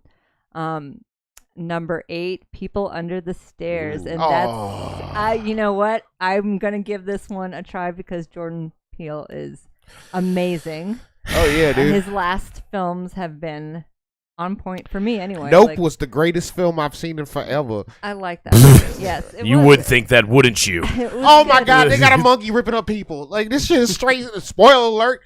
Like, there's Have a you seen this movie? Yeah, Yeah. but The- I mean, that- I'd like to get out more. The subplot with Stephen Yeun They make and all him you- being the kid star. And, oh, dude, Out of all his films, I think I liked Us more. Us Like- is fucked up when Tim Heidecker is in there and he Yeah. sees himself and he's just like, Yeah, I it th- was just it was disturbing seeing people kill their And other self. themselves. Yeah, like it was really really good. I liked it, and it had funny elements when like she was like call the police and they played the Amazon. Yeah, Alexa plays that song instead. And Is it bad she though? dies. But is it bad though? Is like I was so like I loved Jordan Peele so much as like a comedian as a comedic element that there's it almost offsets me for the horror stuff. Like the story, they're good and they're really good movies, but then you're like.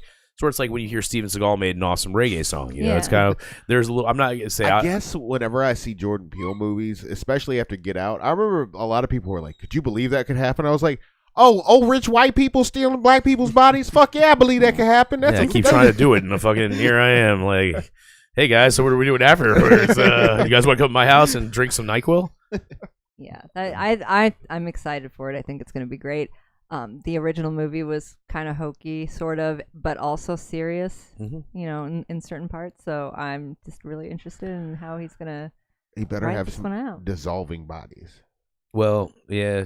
I mean, the Blob was like, but like to go back to the Blob. I don't think there was ever a bad Blob movie. No, both think of them all were, of them- like yeah, the the- original and the remake. Yeah. I love the remake more than the Yeah. original, but like, That remake where in the phone booth. yeah, that's Yeah, how, dude, the purple slime joint. You're like, nah. Dude, when I saw that shit in the theater, man, we snuck in. I remember, I think I bought tickets to like Home Alone or something for it. And, like, truth be told, I did see Home Alone 8 times in the movie theaters. But God do you remember damn. they kept that movie? It was in the theaters from October until August of the next year. yeah. I actually saw Those South are- Park probably like 5 times in a week, but that's Sorry. But yeah. All right. So number 7, Faces of Death. Yes, Well, how- they are are- going to remake this one. How you and- gonna remake a fucking? And this one is going to be done by Daniel Goldhaber. So I'm is like, it gonna be a story? it's going to be like Or- found foot. I think it's going to be like sort of found footage style. But it's So- not gonna be like actual.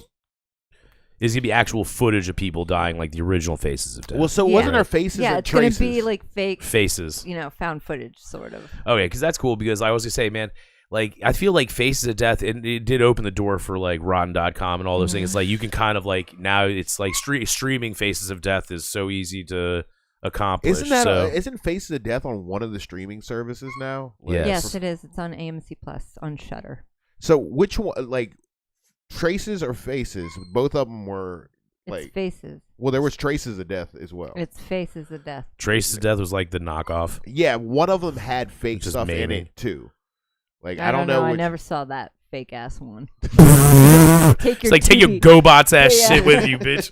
Take your Tubi shit and get the fuck out of here. Anyway, number 6, Wolfman.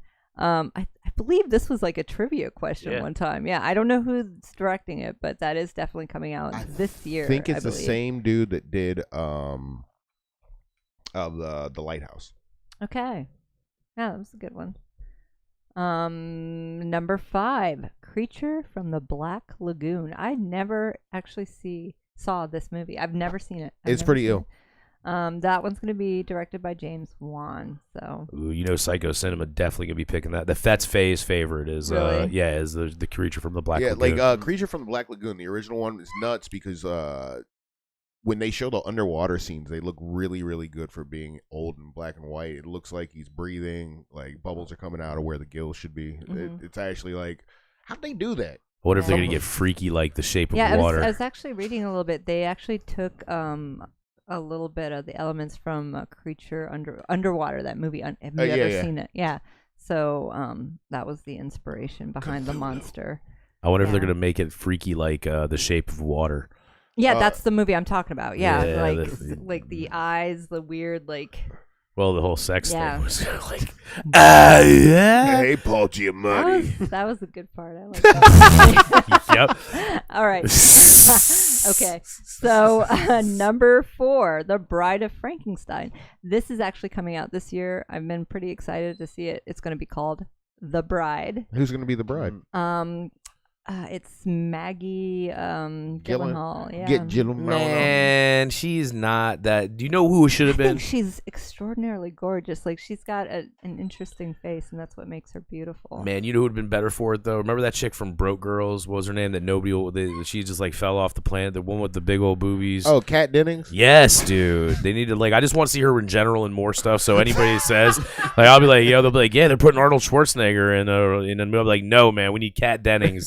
We need Kat Dennings in both of her Has You Dones. No. Anyways, number 3, Frankenstein. Yes, they're doing this one again.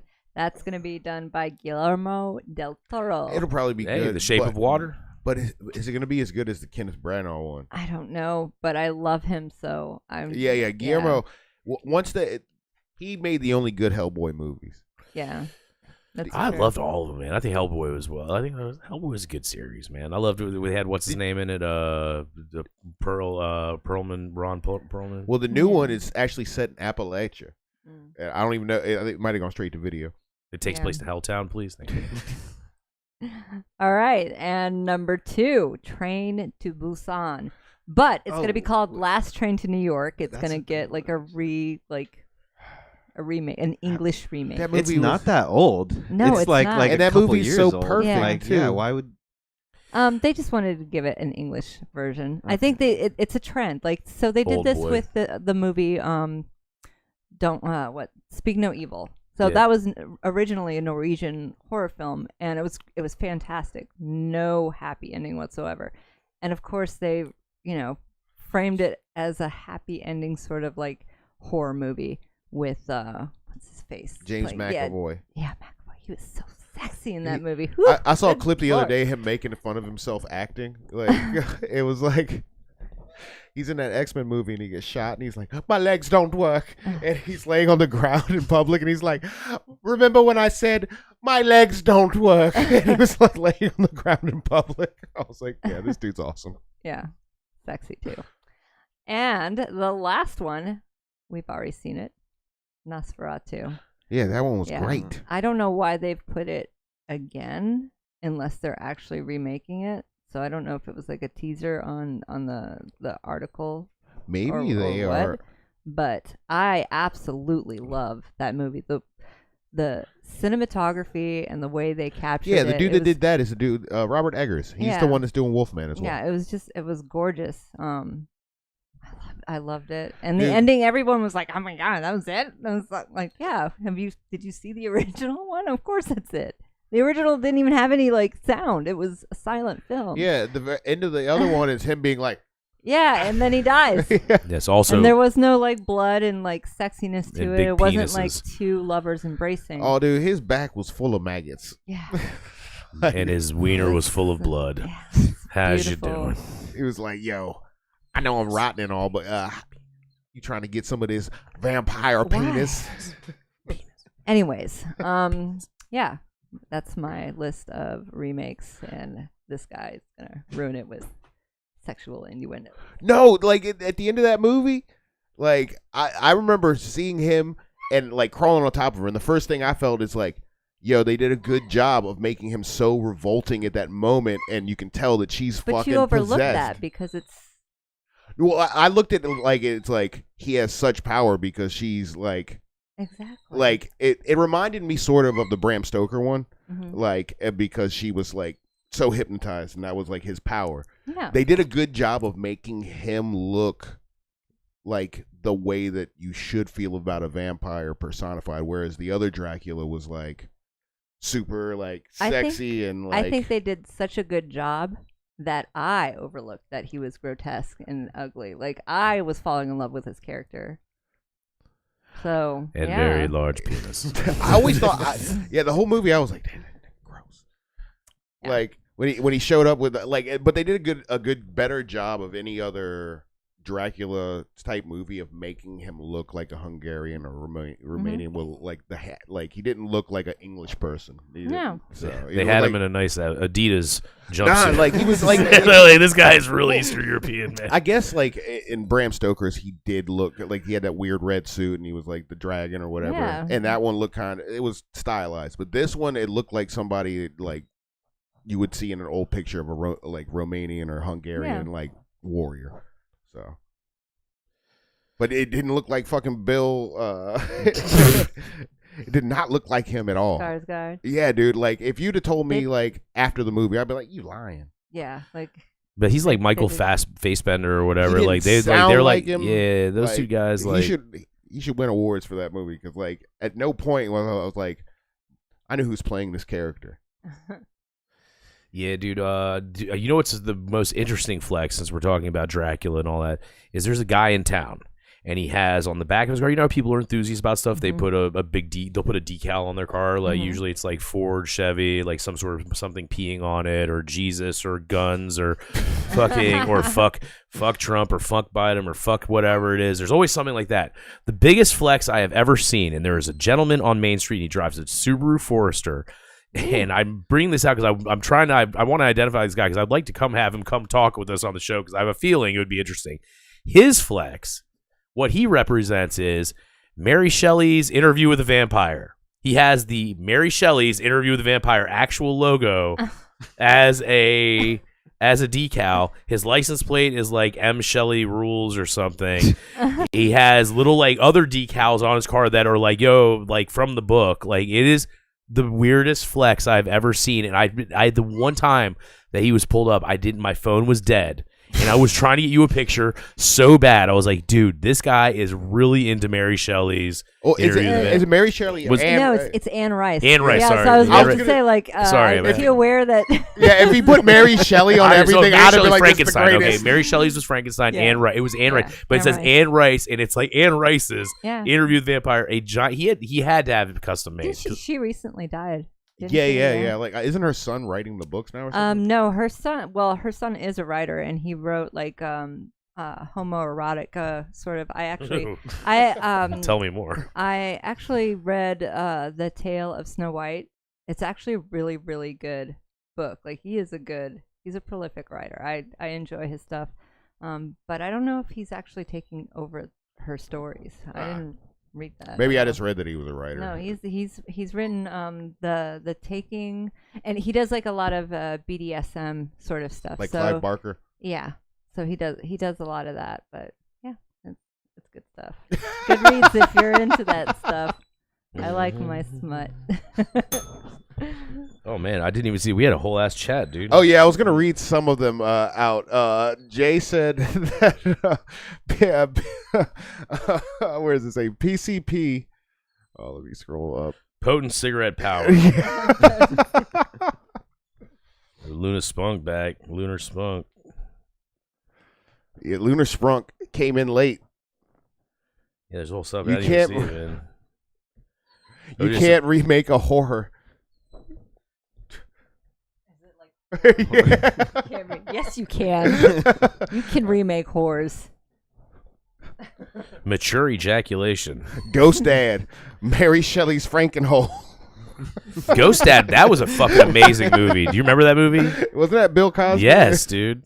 Actually, you know what's funny today? I was at On Cue to say what's up to Carbone, and I was sitting down, and my friend Rhonda McDaniel, sitting at the bar, and we always have very interesting exchanges. And somehow it come like Bill Cosby came up, and she's like, "I met Bill Cosby once," and I was like, "Yeah, what happened?" She's like, "It was actually really weird." And so, like, yeah, right, yeah, exactly. Your response, my response, same exact. What I was like, what? And she told me, so she's like, "Yeah, he was doing like a stand-up comedy show somewhere, and it was a I forget what the event was, but she was walking to the bathroom, and he was walking to the bathroom at the same time, and he came up to her and kissed her."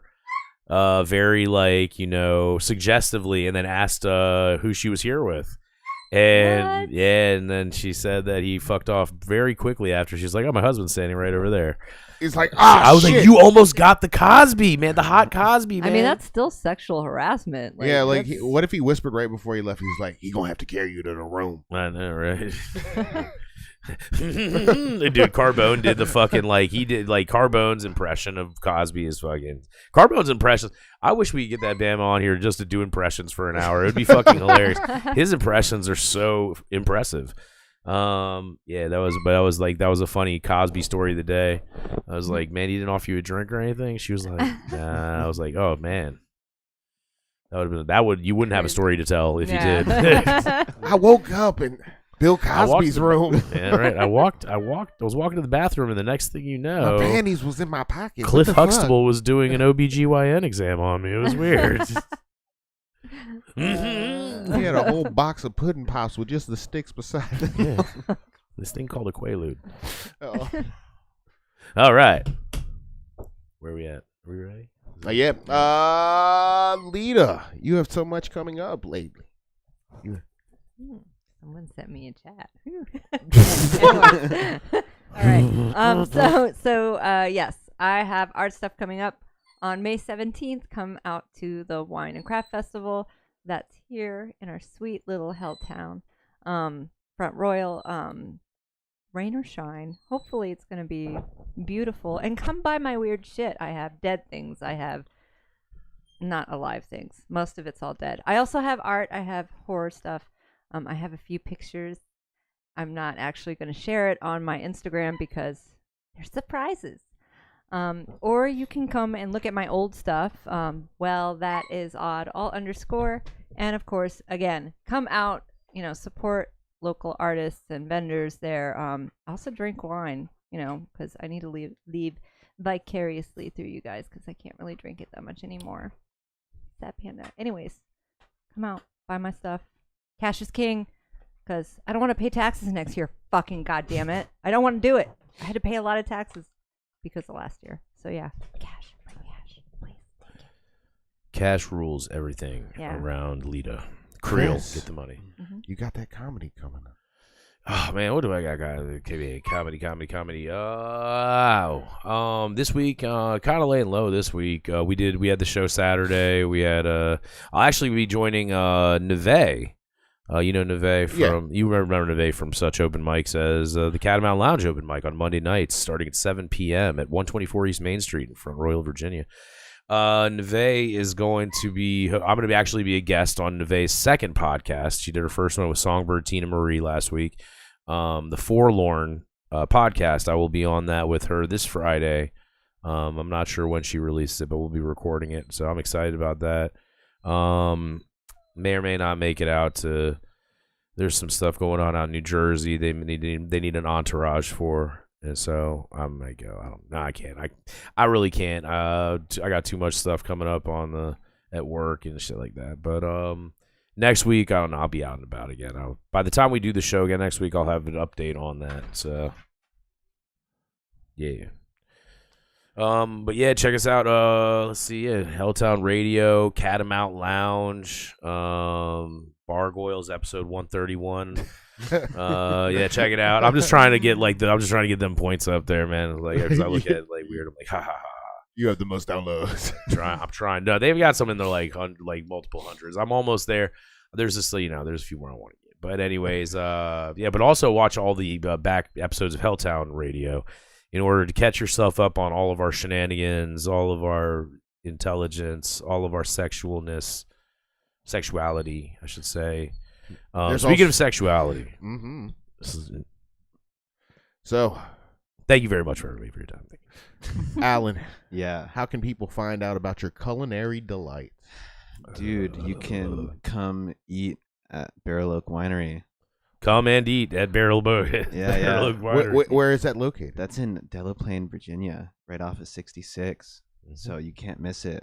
Also, hang out at Sumac or Blue Rock or anyone else. Red Door Tavern. Shout out Chef Nikki. Moon Yeah. Rabbit. Or Chili's. Or Chili's. Shout out Eduardo. Yeah, I want dude. that baby back ribs. Barbecue sauce. I like the grandpa's burger thing they used to have. The old timer. Dude, like The old timer, yeah, that's what. It was. with the bacon and cheese. Yeah, man. Yeah, dude. Jesus Christ. The fajitas, everyone would lose their fucking mind over the fajitas. Yeah, man, fuck yeah, Like- dude. When you hear that sizzle coming, Mhm. fuck yeah, dog. That's I get like, excited. And I start saw a dancing video away. of somebody getting mad at somebody else because they ordered fajitas on somebody else's birthday. And they You thought take away it the was attention. Yeah, it was two girls arguing. She was like, "I cannot believe that you ordered fajitas on my birthday." you don't, two things you don't do. You don't wear white to not your wedding, and you don't order fajitas on somebody's birthday. All right. Fuck. Anything else? Fuck, dude. Make some bread. Give back. Be good people, dude. That's what's up. That's all I got for you. Hell yeah. Go over to Barrel Oak. Yeah, dude. Go over to Helltown Radio. Check out, get all them downloads, Spotify, subscribe, do all that.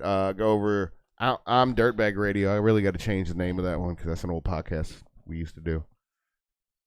But I like it being there. But you can go over to Capital MMA. We got 8 local locations. The newest one in Herndon. Hundreds of square feet of mat space and rings, and you can learn how to choke people properly. Put somebody to sleep, choke them for a few minutes, put them to death. Yeah. You can do cardio and get rhabdomyosis too if you want to. If you can go for that. No thanks. You got to piece the black. I don't like people touching me. Well, they don't touch you. If somebody's touching you in CrossFit, yeah. What if you're I thought you were talking about jujitsu. No. What if Not my somebody was? thing. What if what if CrossFit? Somebody convinced you CrossFit? There's chokes in. I would literally punch them in the throat. She'd do Jean-Claude Van Damme style though. She'd go into the splits and be like, Yeah. That was the best part of Van Damme movies when he would just pause mid flex. with that Like 2 with minutes. with that flexing ass forearm from that AI picture. Yeah, Just- exactly. Oh god, that's the yeah. scariest I would thing fuck ever. somebody up with those arms. It's the most intimidating hand job you ever got. You should type into the AI me, but Arnold Schwarzenegger. And see what pops up. No thanks. I already know I'm a handsome woman. No, I'm just talking. It'll be your head on Arnold's body.